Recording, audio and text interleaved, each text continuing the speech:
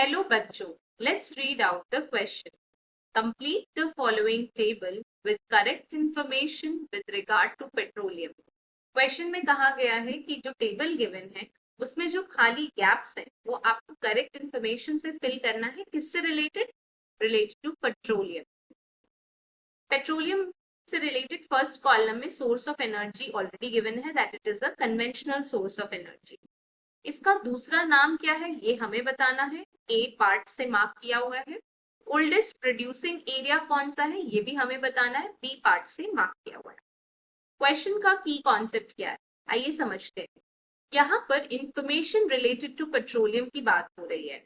यहाँ पे आपसे पेट्रोलियम के बारे में जानकारी मांगी गई है और ये बताया गया है कि ये कन्वेंशनल एनर्जी सोर्स है या फिर यूं कहिए नॉन रिन्यूएबल एनर्जी सोर्स.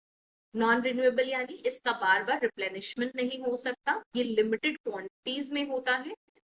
हम पेट्रोलियम को माइनिंग करके नीचे से निकालते हैं और अगर कंजम्पशन बढ़ती चली गई तो हमारी अर्थ की भी लिमिट है तो वो खत्म हो सकती है, इसीलिए बोलते हैं नॉन रिन्यूएबल. अनदर नेम जो ए पार्ट से मार्क था इसका करेक्ट आंसर है क्रूड ऑयल. पेट्रोलियम को क्रूड ऑयल भी कहा जाता है. Crude oil is the another name for petroleum. Oldest producing area or state is Assam. Assam is the oldest producing area for petroleum. So both the parts have been answered. I hope you understood well. Best of luck.